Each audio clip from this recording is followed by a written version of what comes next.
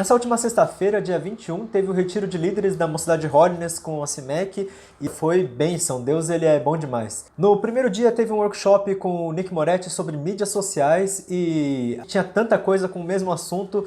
O timing de Deus ele é uma coisa incrível. Pena que a gente já tinha gravado o podcast, não dava para incluir muitas ideias interessantes, mas é muito bom ver que a direção de Deus tem sido nas mesmas direções e que a gente tem caminhado nessas coisas que são tão importantes. Que para os nossos dias a gente tem visto insistentemente falar sobre mídias sociais, sobre pensamento estratégico, sobre comunicação, tudo isso tendo em vista um contexto novo. Para isso então, nossa primeira consultora de mídias do GT de Mídias Sociais no Departamento de Comunicação está trazendo alguns assuntos interessantes para a gente conversar no podcast de hoje. Escuta aí.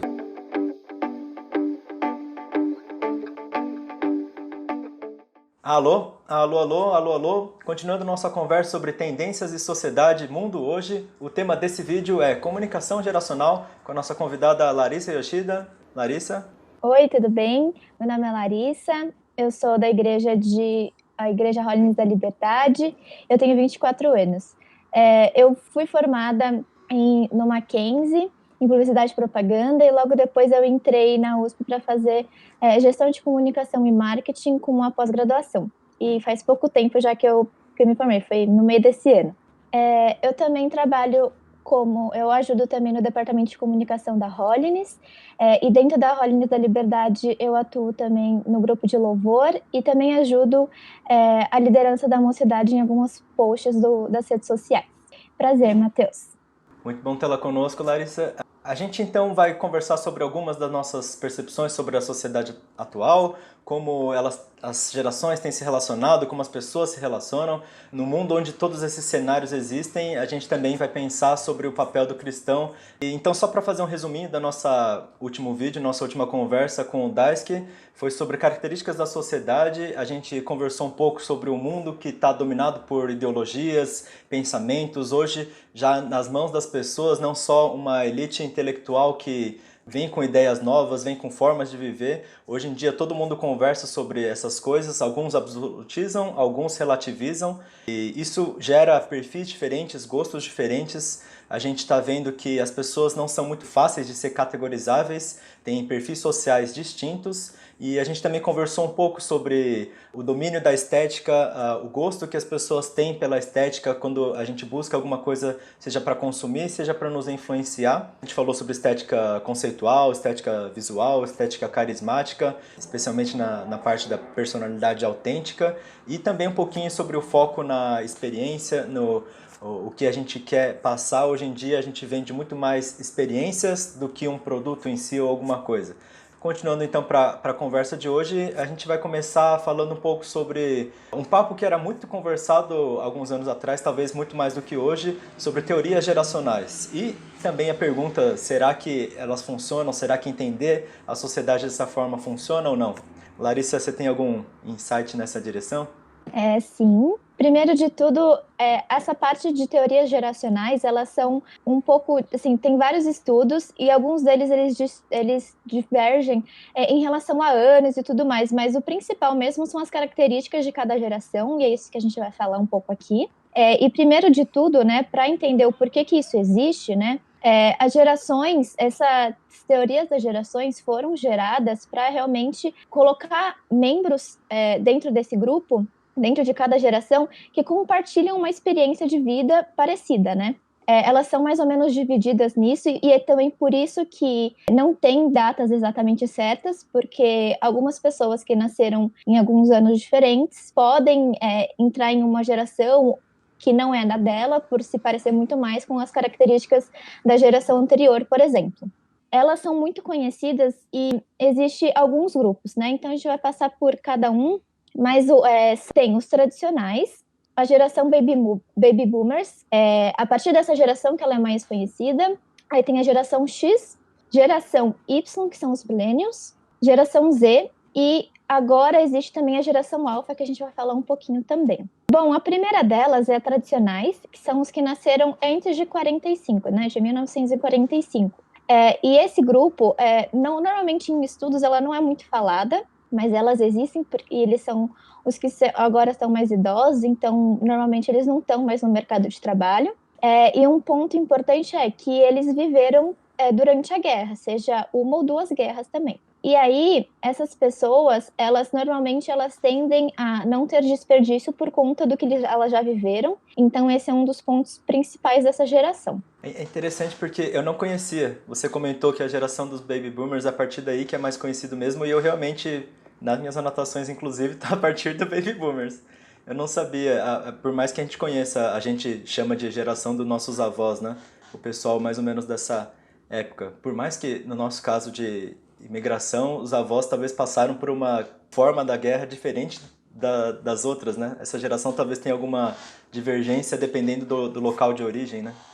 Eu conheci super pouco também, eu só vi pouquíssimos estudos falando sobre isso, justamente porque quase não é muito falado mesmo, por conta disso que a gente comentou, né? E aí a segunda geração, né, que seria as gerações baby boomers, que ela já é mais conhecida, eles nasceram após a guerra, então diverge um pouco, como eu já falei, os anos. Normalmente vai de 1946 a 1964. Eles têm algumas características que eles priorizam muito, mas muito mesmo o trabalho, e até chegar na aposentadoria. Então, eles, por conta do que os pais passaram e porque eles tiveram que se reerguer, né, depois da guerra, eles têm isso, né? Então, eles têm essa parte de querer se estabilizar.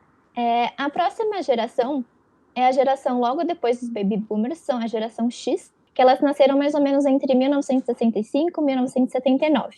Aqui já tem bastante mudanças na sociedade, então esse grupo, eles fizeram bastante mudanças dentro das propagandas, do marketing, e o porquê disso, né? Porque eles tiveram um alto poder de consumo, e por conta disso tiveram um impacto grande na economia. Eles sempre estão atrás de conhecimento, então eles sempre querem se inovar nesse sentido, buscar conhecimento. Eles também entendem, eles têm uma característica de empreendedor, de ser mais um pouco de individualista, bem autoconfiante. Então, eles têm essa tendência de criar novas empresas, de ser dono do próprio negócio. Mas, assim, eles buscam também essa individualidade, mas eles não perdem a convivência em grupo também. Tem esse ponto. Então, eles equilibram isso dentro das suas características. Essa daí é a geração dos heróis da Marvel, né? Que o pessoal vai na escola Xavier dos jovens Exato. superdotados. Geração X. É piada, gente. Só os jovens vão entender. O pessoal da geração X não vai pegar. Na verdade, é uma curiosidade, porque os quadrinhos e essas coisas floresceram bastante nessa época. As histórias de heróis na época pós-guerra, quando o pessoal queria ver entretenimento que visualizava as coisas que eles viviam, só que de uma maneira nova, né? Então os quadrinhos eles eram muito mais realistas na época dessa geração anterior, tradicionais, e começaram a ser um pouco mais fantasiosos na época da geração X, por mais que no Brasil talvez as pessoas daqui da geração X não tiveram tanto contato com esse tipo de coisa. E a próxima geração é uma das gerações que são mais faladas hoje em dia, que é a geração Y, conhecida muito como Millennials. E nessa época, essa geração, ela foi entre os nascidos de 80 a 95.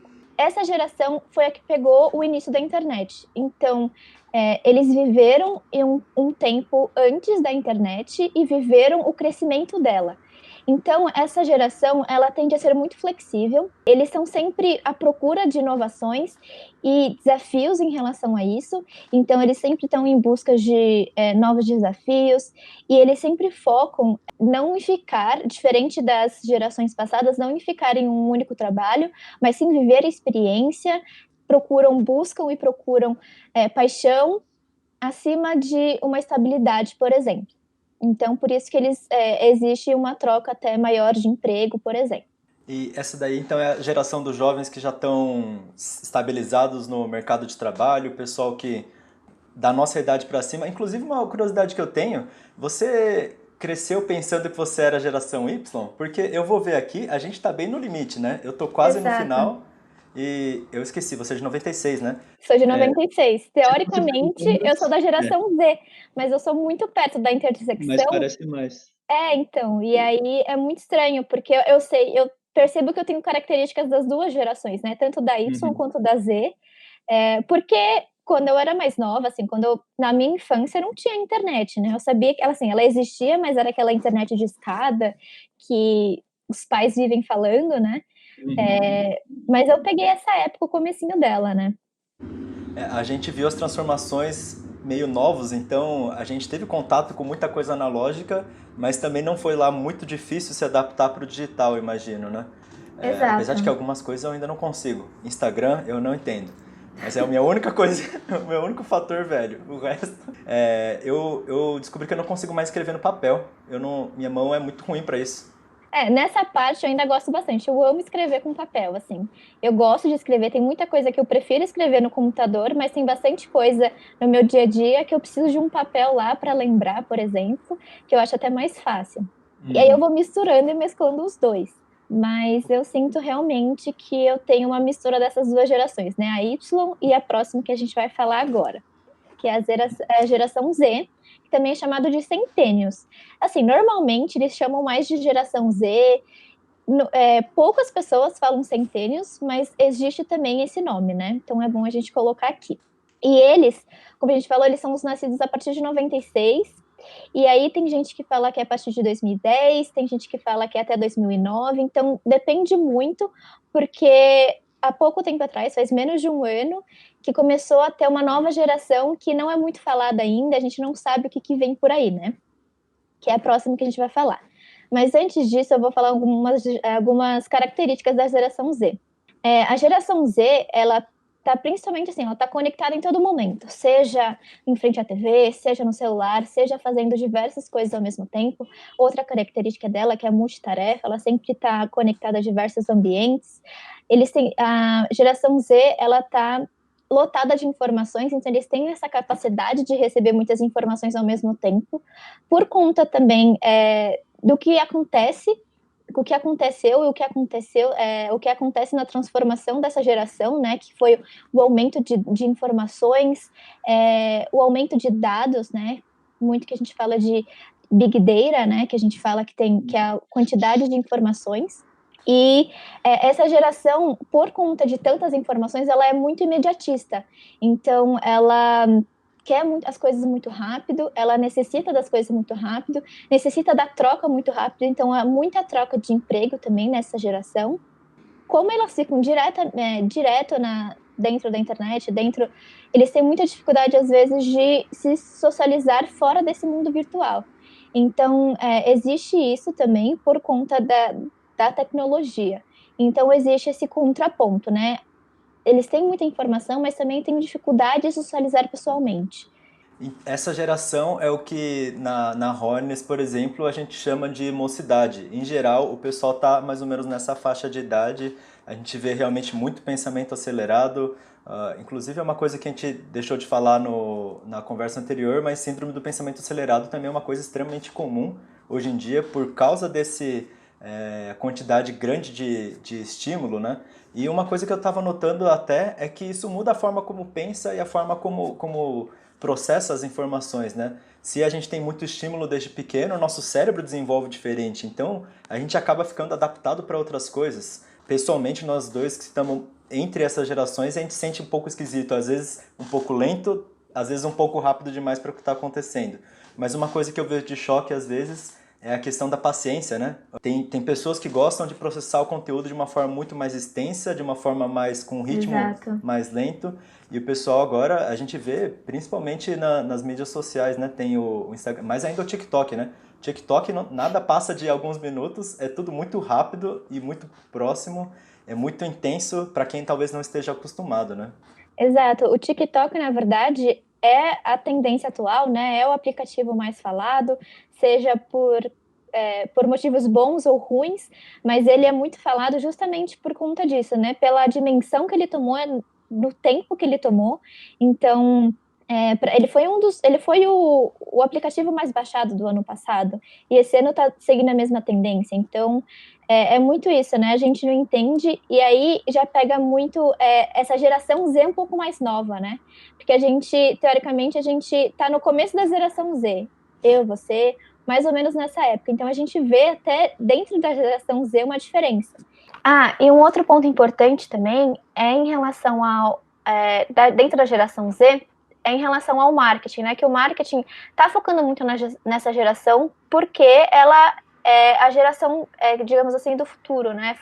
Futurística, digamos assim. É a geração que eles ainda estão identificando e ainda estão tentando mudar tanto a parte de marketing, propaganda, comerciais no geral, para realmente focar nessa geração, porque eles têm um pensamento muito diferente das outras, né? Então, para conseguir alcançar essa geração, eles têm que pensar em novos tipos de comunicação para alcançar esse público.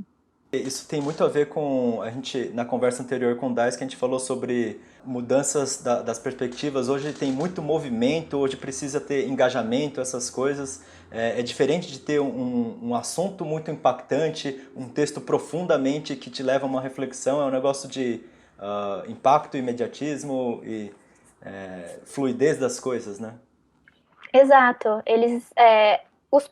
Essas próprias pessoas dessa geração exigem muito das marcas, então elas não querem ver algo bonito, elas querem ver algo que tem um ideal, que tem um propósito. Bom, e a última geração é a geração Alpha, que na verdade falam que são os nascidos a partir de 2010. Essa geração, ela começou a ser falada um pouquinho mais o ano passado, mas ela ainda não está com o estudo completo. Por quê? Porque essas pessoas, né, essas crianças, na verdade, que nasceram a partir de 2010, elas dizem que é uma nova geração, por quê? Porque elas já nasceram no meio da internet, então elas já nascem meio que segurando um tablet, segurando um celular, assistindo um vídeo, buscando coisas e sabendo pesquisar coisas no YouTube, e esse tipo de coisa dentro da internet que as outras gerações tiveram que aprender. E elas meio que já nascem sabendo tudo isso, né? E aí não tem muitos estudos. Ai, desculpa.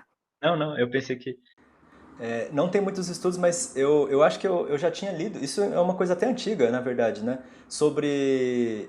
As pessoas falavam muito de geração digital, mas a previsão antiga, lá, tipo, décadas atrás, falava como se a nossa geração fosse a geração digital, né? Exato. Mas é completamente diferente esse fenômeno aí que você falou. A gente sempre tem aqueles vídeos virais que você fala assim: nossa, o bebê de 3 meses ele pega o celular e já sabe usar. Mas ele vai lá numa revista e ele passa o dedo e ele tá esperando a imagem mover e ela não sai porque a revista tá parada, né? Esse tipo de coisa que choca a gente, mas é uma coisa natural e nova ainda, né? A gente conhece muito pouco sobre isso, até porque eles ainda não passaram por exemplo, adolescência, que ainda não chegou para essa geração, né? Exato, e até existe até uma brincadeira que quando você fala para uma criança, como que você fala no telefone? A pessoa não vai fazer assim que nem a gente fazia, ela vai fazer assim como se estivesse segurando um celular. Então existe vídeos brincando com isso, mas é uma verdade, assim, né? É justamente essas pessoas que já nasceram com um celular na mão. Uma coisa que ixi, eu acho que não ficou na versão final da conversa, foram 3 gravações com o Daisuke, mas na primeira vez que a gente conversou, a gente falou sobre a importância dos símbolos para a forma como as pessoas pensam. Mentira, desculpa, gente, acho que foi na conversa com o Leandro, que vai ser na próxima, semana que vem. Os símbolos, eles mudam como as pessoas pensam, porque a gente baseia no significado das coisas e às vezes elas têm uma imagem, um conceito por trás, né? Então, se o telefone tinha o conceito desse formato, né, o ícone de telefone que a gente usa no celular, os ícones de celular, inclusive, talvez não fazem tanto sentido, né? Usar o disquete para falar de botão de salvar para uma criança digital, e eu já vou até ser um pouco mais ousado, para os adolescentes de hoje também não faz o menor sentido, né? Termos como cair a ficha e outras coisas. Eu usava ficha, não sou tão novo. Você usava ficha, Lari? Acho que não. Meu Deus. E assim, né, pensando em tudo isso, é válido pensar em tudo isso? Faz sentido a gente caracterizar essas pessoas? Na minha opinião, eu acredito que é sim válido, mas a gente tem que tomar muito cuidado quando a gente vai caracterizar esse grupo, porque primeiro foi o que a gente conversou antes, que é sobre há distinções entre os anos, e um outro ponto que é importante também é que a gente não pode generalizar, por quê? Porque pessoas são pessoas, né? Então, não só existem as características geracionais, mas também existem em cada uma características culturais, religiosas, sociais, raciais e também até pessoais, né? Então, a gente tem que tomar muito cuidado na hora de se comunicar por conta desse fato. É interessante porque a gente começa a utilizar conceitos ou categorizações para nos ajudar a entender mesmo, né? Então, quando a gente observa, é uma quantidade de informações muito maior, uma lista imensa de detalhes e uma quantidade de informações muito mais processável quando a gente categoriza e ordena isso. Então, talvez para um uso histórico, talvez para um uso pontual ou até generalizado seria interessante e útil, mas não como uma discussão que hoje em dia tem bastante julgamento de valor. Você não fala que é melhor ou pior porque você tem a pertença numa geração ou na outra, ou porque a sua forma de pensar acaba sendo uma ou outra, né?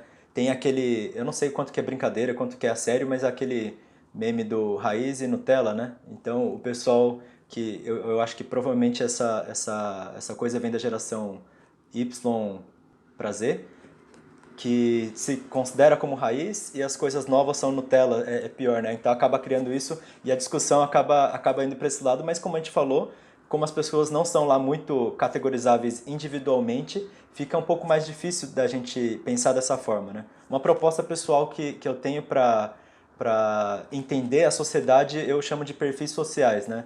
A gente tem perfis sociais mescláveis muito mais do que uma categorização de geração ou até de, hoje em dia, nacionalidade, né? A minha cultura é muito misturada com cultura hollywoodiana por causa do cinema e outras coisas, né?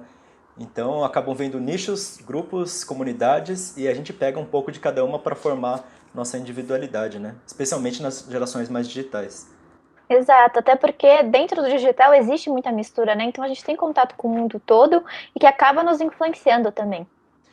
A gente conversou na conversa anterior sobre globalização, mas eu não sei se ainda é o termo mais adequado para falar sobre isso, porque globalização é um efeito que já atingiu e teve resultados num momento anterior, né? Talvez hoje a intensificação disso, eu não sei se existe já, mas talvez deveria ser chamada por um novo nome, né? Esse fenômeno que acontece. Exato, eu acho que é tão atual isso que a gente não sabe nem colocar um nome para isso, né? Por isso que a gente acaba falando globalização, mas é o que você falou, né? É algo que já deu certo e que agora qual é o próximo passo, né? E então, passando para o próximo tópico, a gente pensou sobre como entender gerações, como entender perfis das pessoas. Então, como que a gente faz para pensar a comunicação, para pensar como passar uma mensagem de um grupo para o outro, de um perfil para o outro, de uma geração para outra? Primeiro, então, eu acho que talvez seria interessante a gente utilizar algum padrão de comunicação, os conceitos mais básicos. Você comentou que o pessoal aprende nas aulas bem no comecinho nas faculdades de comunicação, né? Que é os elementos da comunicação, teoria da comunicação. Exato. Um dos mais conhecidos, né, que a gente ouve muito falar em relação ao emissor, mensagem, receptor. E o que seria isso, né? A gente teria um receptor que manda mensagem para alguém, pode ser uma pessoa, uma empresa, um grupo de pessoas mandando mensagem para outra pessoa, um grupo, ou até outra empresa, uma instituição, enfim. Bom, e para essa mensagem chegar para o receptor, o emissor, primeiro, ele precisa entender e saber escolher um canal de comunicação certa para esse receptor e para poder chegar a mensagem da forma correta. Então, o canal de comunicação pode ser uma televisão, pode ser o e-mail, pode ser uma carta, pode ser através de um livro. E também para isso também existe um código, né? Então, seja o código a fala, seja o código letras, código Morse também é um tipo de código, então a gente consegue, a gente tem que levar a mensagem dentro de um canal de comunicação e dentro de um código que o receptor consiga entender. E eu acho bem interessante a gente pensar dessa forma, porque eu ainda não consegui achar um jeito mais simples de nomear cada elemento, cada parte que constitui a comunicação de um indivíduo ou um grupo para o outro que recebe, né? Então, só resumindo para o pessoal que está ouvindo, tem o emissor, aquele que está aplicando a mensagem, que é o conteúdo a ser transmitido, o receptor, aquele que recebe esse conteúdo, o canal de transmissão, que é a ferramenta utilizada, seja através de texto, vídeos, outras formas, linguagem, cartas antigamente, e-mails, códices, rolos, etc. E tem o código, a própria linguagem utilizada, a própria, por exemplo, o português, você falou de código Morse, tem a linguagem de sinais brasileira, é um outro código diferente da língua portuguesa, inclusive, apesar de ser baseado na língua portuguesa. Ainda tem algumas outras teorias que colocam o referente, o contexto, o ambiente a que está sendo feito isso. E isso Exato. é bem interessante na nossa conversa, porque hoje o que tem mudado, talvez o que mais tem mudado e que tem influenciado nesses indivíduos é o referente, né? O nosso contexto mudou e por causa disso os pontos, as partes pontuais da comunicação também mudam, não é? Exato, a gente está vivendo num mundo muito diferente de 10 anos atrás e a gente muda os referentes também, né? Então, essa teoria de emissor, mensagem e receptor, ela é extremamente importante dentro da comunicação para a gente conseguir atingir o público-alvo. E isso não só está dentro da comunicação da parte, né, da profissional, mas sim também, tipo, da nossa comunicação pessoal. Não adianta eu falar com uma criança de 10 anos do mesmo jeito que eu falo com um senhor de 60. Então, isso também reflete nessa teoria, né? Então, a parte pessoal também entra muito aqui. E isso acaba a gente começando a fazer comparações, porque quando a gente vê dificuldades na comunicação, a gente tenta imediatamente encontrar o porquê. E eu acho que a primeira coisa que nos vem à mente, normalmente, são o emissor e o receptor, porque eles são os nossos parâmetros imediatos, né? Eu provavelmente sou um dos dois numa parte da comunicação, né? E uma pergunta que fica são os desafios e dificuldades que às vezes se apresentam quando o emissor e o receptor, eles são de perfis sociais muito distintos, ou ou em outros termos que a gente usou antes, de gerações diferentes talvez, né? Por isso também que a gente tem, a gente acaba caracterizando as gerações para a gente conseguir tentar se comunicar de uma maneira melhor. E aí vai tanto das teorias geracionais quanto dos perfis sociais, então a gente tem que entender e estudar o receptor para a gente transmitir a mensagem de melhor maneira. E vice-versa, né? Então o receptor também tem que entender de onde esse emissor vem e se essa mensagem vai chegar de maneira correta para a gente. Uhum. E eu tenho visto que muita gente que tem conseguido lidar bem com isso, hoje em dia, são os chamados influencers, né? Eles não são necessariamente as pessoas que estavam com as melhores qualificações acadêmicas ou até de oportunidades, né? Mas eles tiveram alguma coisa na comunicação que às vezes ultrapassa gerações, ultrapassa formas e muitas vezes delas até países e culturas, porque as pessoas se cativam pelo que eles têm a falar, né? Então talvez a gente tenha que pensar muitas vezes, às vezes eu vejo gente que é influencer e eles não têm necessariamente uma mensagem muito profunda ou alguma coisa muito especial a falar. Eles estão vendendo a própria pessoa deles. Então, talvez as ferramentas que mais são usadas pensar nos canais de comunicação e pensar na forma como o código está se expressando, né? Os influenciadores de hoje em dia, muitos deles são conhecidos como influenciadores de lifestyle, né, estilo de vida. Então é muito o que você falou, que eles vendem a própria pessoa. Então eles mostram muito da vida pessoal deles e que acaba aproximando, talvez, as pessoas, e aí eles acabam virando influenciadores. Então, eu vejo muito as marcas utilizando os influenciadores e realmente dando certo, porque os influenciadores acabam tendo uma intimidade mais próxima do consumidor, que é o que a marca sempre quer, né? Então, existe isso, e é algo que você falou, né? A gente não entende como funciona isso, eles acabam cativando as pessoas, e justamente porque as pessoas que assistem eles, de alguma forma, se identificaram, ou seja por um tipo de gosto pessoal entre o influenciador e a pessoa que está assistindo, seja também a forma que a pessoa está falando, ou seja também, nossa, eu quero também ser igual a ela. E existe diversos tipos de influenciadores, mas sempre acaba identificando de alguma forma com a pessoa que está assistindo. Uhum. Isso que você falou das marcas estarem usando é uma coisa que me surpreendeu bastante quando eu vi o Guaraná, né? O Guaraná fez o canal Coisa Nossa. Eu não sabia que era de empresa, eu achei que era um conjunto de youtubers que tinham patrocínio, mas a própria empresa juntou eles, né? Isso é uma coisa bem inovadora, na verdade, né? Eu não sei se eu conheço outros casos assim. Será que, como que isso então mexe na questão de estratégia? Qual será que foi o processo de pensamento da perspectiva profissional? Como que você avalia esse tipo de coisa?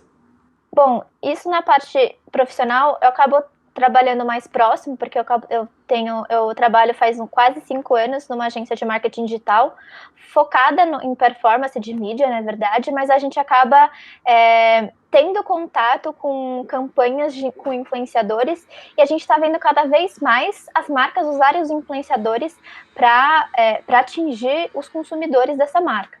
Então, os influenciadores, junto com a marca, eles entendem e combinam. Então, às vezes a marca tem ideia, mas o influenciador, por conhecer o público dela, que sugere algum tipo de campanha, algum tipo de ação.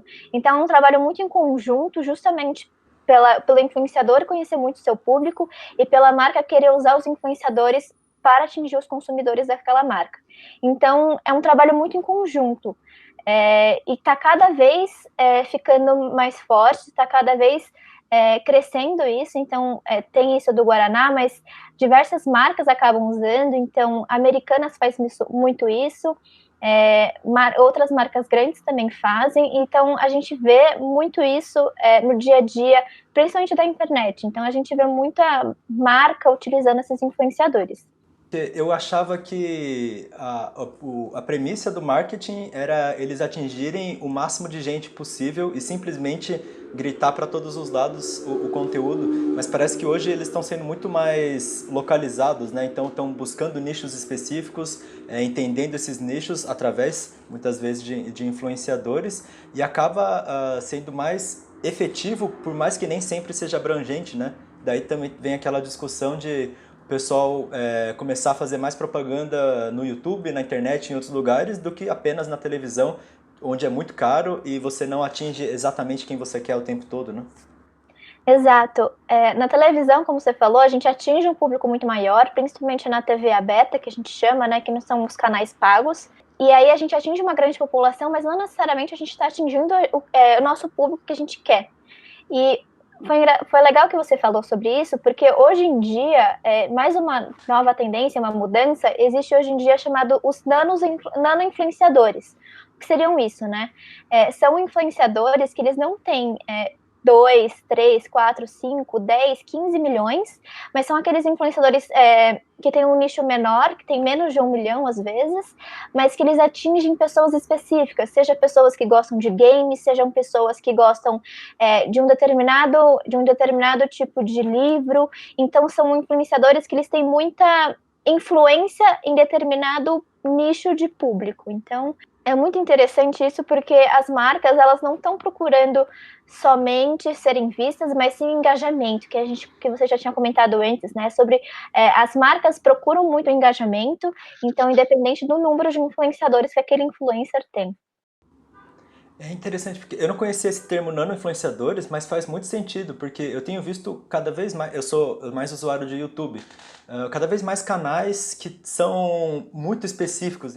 Eu estou seguindo alguns canais de criadores de filme, de conteúdo, canais de câmera, e existe um deles que ele é muito pequeno, mas ele se tornou referência e ele é priorizado pelas empresas, às vezes, para fazer os reviews, as avaliações, porque ele é um canal que oferece comentários técnicos. Normalmente os outros falam sobre preferências, então esse canal, que é um dos menores, tem sido muito eficaz na sua comunicação e até tem tido muita atenção, tanto de cima quanto de baixo, né, das marcas e dos consumidores.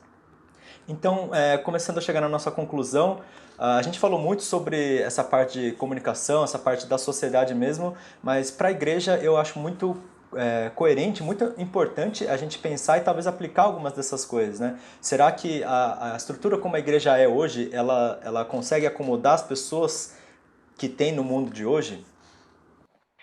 Eu acredito que a igreja está tentando se adaptar, eu acho que ainda falta bastante, mas a igreja tem a tendência de mudar, a gente consegue enxergar essas mudanças vindo, mas ela acaba sendo um pouco mais devagar em comparação ao mundo.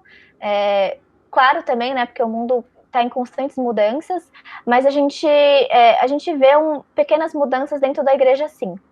Algumas delas a gente vê que estão um pouco para frente, algumas denominações, algumas igrejas, ou alguns projetos e movimentos, e eles têm utilizado estratégias às vezes parecidas, né? Então, se a gente for pensar nos termos da comunicação, eles estão utilizando de códigos e de canais que são bem contextuais e bem parecidos talvez com alguma coisa empresarial, porém com uma mensagem bem diferente. E daí fica aquele negócio, será que a igreja ela está se adaptando, sendo influenciada mais pelas tendências ou conseguindo transmitir mais do seu conteúdo? Porque a dificuldade nessa adaptação é se a gente importa tudo, a gente acaba importando talvez alguma mensagem indesejada, ou se a gente importa nada, a gente não tem um canal, um meio, um código eficaz.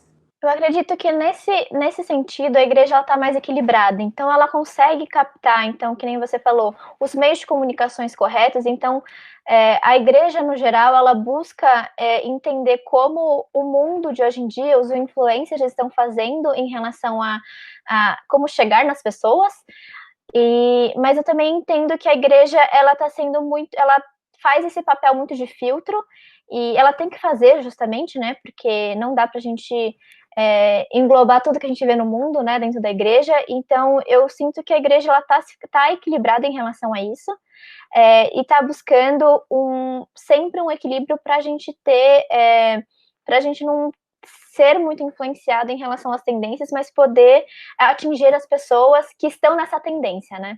Eu comecei a pensar, talvez, então, a coisa da igreja é que a igreja, ela prioriza a mensagem que ela está passando, diferente, às vezes, de muitos outros que estão priorizando a quantidade de referentes sendo atingido. A gente atinge nossos referentes por causa da nossa mensagem, né? A forma de processar, a base é outra, e por causa disso, por mais que a gente use de estratégias parecidas, às vezes o resultado vai ser muito diferente. Eu digo vai porque no nosso caso Holiness a gente ainda não se desbravou tanto assim nesse contexto novo. O que é realmente importante na igreja é isso mesmo, né? A parte da mensagem, o que a gente vai levar para as pessoas.